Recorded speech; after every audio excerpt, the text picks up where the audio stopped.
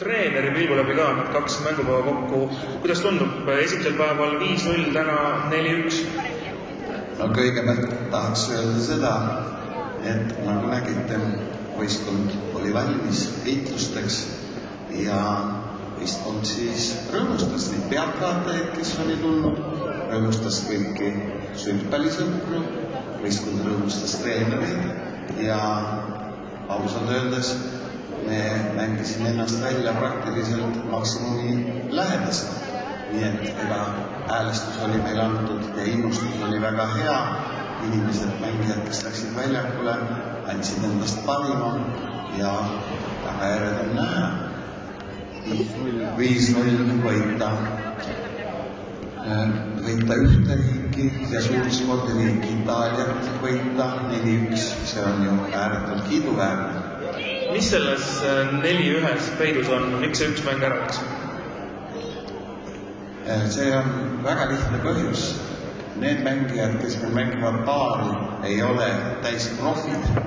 Vastased Itaalia paar harjutab 2 korda nädalas, on täielikult profid ja loomulikult poolprofid, amatöörid ikka profide vastu ei saa. Et lihtsalt rohkem trenni. Täpselt nii. Ega siis võistlustel mängitakse täpselt nii hästi, nagu on varem harjutab. Homne päev toob Rootsiga kohtumise, et milline vastane Rootsi on Eestile? No kui me räägime Rootsist, siis Rootsi on üks juhtivaid sulgpalliriike Euroopas. Rootsi on läbi aegade olnud Euroopas lausa esimene, väga pikalt teine, omab väga pikki häid sulgpallitraditsioone, omab mitmeid medalivõitjaid tiitlivõistlustelt ja meil kerge olema ei saa. Millise matši pärast kõige rohkem treeneri süda valutab juba ette?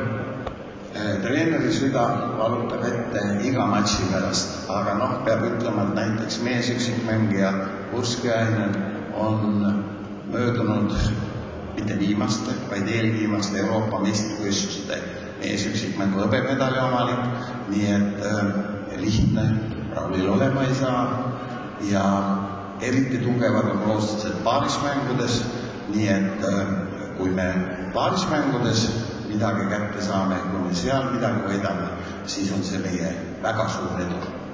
Jõudu teile! Aitäh!